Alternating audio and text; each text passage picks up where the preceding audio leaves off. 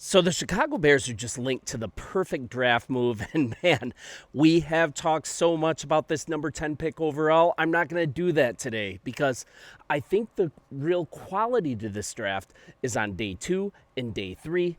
And there's a name that should already be on the tip of our tongues. We should be talking about this guy, and he just agreed to come in for a top 30 visit to Hallis Hall.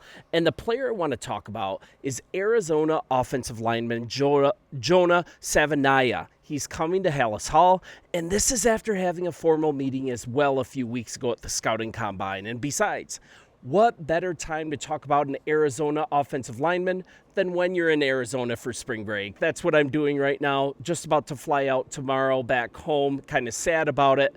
But let's kind of dig into this. So what makes Savania a good fit for the Chicago Bears? And let's go straight to his Twitter profile. He's got a really nasty streak. He plays with a really nice snatch trap move and pass protection. He's physical. He has really heavy hands. Quickness off the ball is a forte of his. Just a powerful run blocker. And he's being projected to be an NFL guard. But regardless of that, I think he has plenty to settle in at tackle.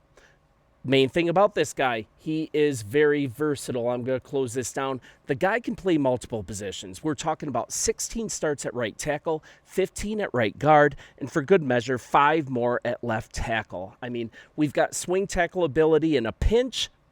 At worst, he's a high-level depth piece. That's the worst case. But the best case, a future solid starter at guard, which is a need because although I love the addition of Tooney, the guy's 32, I believe. He's only signed for 1 year as we talk right now. And, I mean, let's hear from A to Z Sports' AJ Schultz. I enjoyed Jonah Savania's tape, but it was evident early on that his best position for the next level is inside at guard. So while there are things that can suggest he could play tackle at the next level, it's not ideally suited for him, and it wouldn't be where he's best at. However, there's a quality starter in Jonah. In my opinion, I'm optimistic about his growth year over year, confident about his hand placement, play strength, frame, awareness, just gives him a really great floor as an offensive lineman in the NFL. So let's get into why a top 30 visit is so important. It's something you pay attention to when a guy comes into the Chicago Bears Hallis Hall for a top 30 visit because it's just what the Bears do. Looking back in 2023, we've got Stevenson, Wright, Scott, Dexter, all these guys were drafted with top picks. All these guys came in for a top 30 visit. And then we've got Caleb Williams and Rome Odunze and Amagaje. All of these guys came in for top 30 visits. And then even you've got a guy like Ricky Stromberg. I think he's going to be a really good candidate to be the backup for Drew Dalman. He was dropped by the Redskins. Well, the Commanders, excuse me. He was cut. He was drafted a couple years ago. The Bears picked him up immediately. And one of those reasons for picking him up so quickly is that he came in for a top 30 visit a couple years ago. They knew the player. They still really liked him. And this is also an indicator of how the Bears operate. Typically, even if it's an undrafted free agent or a player a couple years down the road like Stromberg, these top 30 visits are something that are just crucial for this regime. So let's kind of look a little more into this.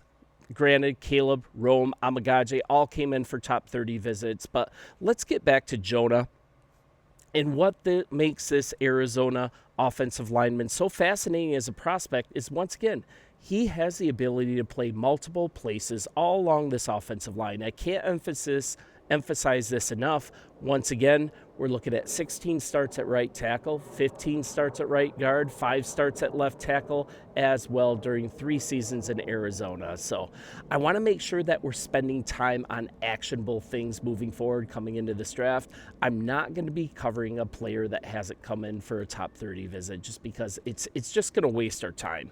So let's look at him as a definite target with one of our second rounders. Ideally, he could slide and be there in the 3rd round for us to snatch him up. And there's also some divisional competition as well. The Lions met with him in the Combine. The Vikings have him scheduled for a top 30 visit as well. And him being the pick is also pretty independent of what the Bears do with their 10th pick overall. I mean, whether they use it for trench work, running back, even tight end Tyler Warren. A lot of you guys are proponents of that. But there's more help in the trenches. That's absolutely the right move on day 2 and 3. That's the best time to do it. All I care about is that with our first picks, we do give us some offensive line help. We do work on the defensive line. We do grab a running back. That's definitely needed. Pretty obvious needs, but this Arizona lineman, he just fits a need.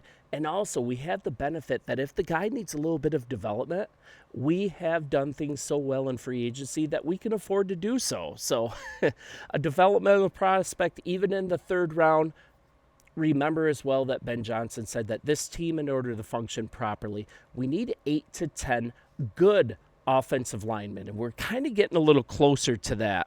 And I don't think Jonah is completely a developmental prospect. I think he can slide right in at guard day 1. If he's asked to play tackle, that might require a little more work. So let's kind of get into what Ben Johnson said. Once again, 8 to 10 linemen is what is needed, and I think we're getting a little closer to that. Look at our starting 5, right? Across the offensive line, we've got Jones and right at tackle. Center solved with Dahlman. We've got Jonah Jackson coming in, and also Joe Tooney. That's 5 right there that are undoubtable, super concrete as starting 5. So we're at 5. That's really 4 more than we had last year, right? With that, I'm going to count Amagaji into there.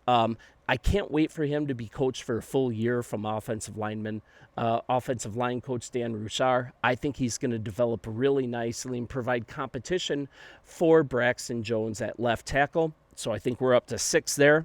Let's not forget Ryan Bates. He is not going to start, but if he's not starting and he's healthy, this guy is a quality offensive lineman that can come in at any point, any position on the line. He's just a really good backup, and we're glad to have him. So that brings us up to what, 7?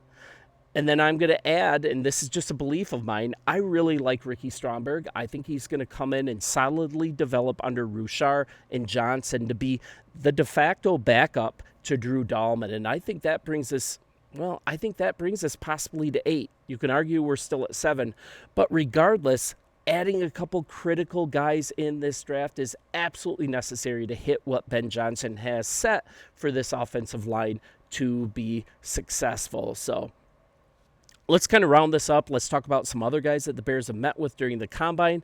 O-lineman, we've got Jonah that we just talked about. We've got Josh Simmons out of Ohio State. That's another huge benefit. We have all of these guys here via free agency, and if Josh Simmons isn't quite ready, isn't quite fully recovered, the guy can just settle back, get healthy, get acclimated, and be the future on this offensive line, because there might not be a better offensive line prospect than Simmons out of Ohio State. Colin Pierce, he's been in from Rutgers. LSU's Will Campbell. All of these guys have had combine visits. But once again, concentrate on top 30. Let's keep with this theme. So as far as top 30, there has been the main focus that you see with these top 30 visits is focusing on prospects that are going to be day 2 and day 3 draftees. That's what the Bears are concentrating on. So we got to keep our eye out for Josh Connerly out of Oregon. He's really picking up steam as a player that the Bears really, really like. Anthony Belton out of NC State. 3 years in college at left tackle, just really balled out at the Senior Bowl. He's already visited Hallis Hall on a 30 visit. And we've also hear Ryan Poles talking about we need meaningful competition at left tackle. If you think about it, we've got Braxton Jones coming off a really nasty ankle injury. I don't know if you saw that when it happened. It looked pretty nasty. And then we've got behind him an injury concern. Hopefully he's ready to play. He's on schedule to be ready for camp. But just in case, we've got Amagaji behind him. He's really promising, but the kid's still raw. So we've got Belton. Maybe he's the pick. He really displays power at the point of attack. An absolutely great pass protector first. That's something that Rouchar looks for. Pass protectors first. We can work on run protection later. I just think the Bears need to take multiple swings at this on day 2 or day 3. These are the value spots, the meat of the draft, especially to get trench work. And then see where we get the running backs. See if we do Tyler Warren in the first round. It just totally Depends on what drops down. You guys let me know in the comments, as you always do. I'm going to enjoy the sun here for one more day, and I promise I will bring good weather back to you. Bear down, and we'll talk soon.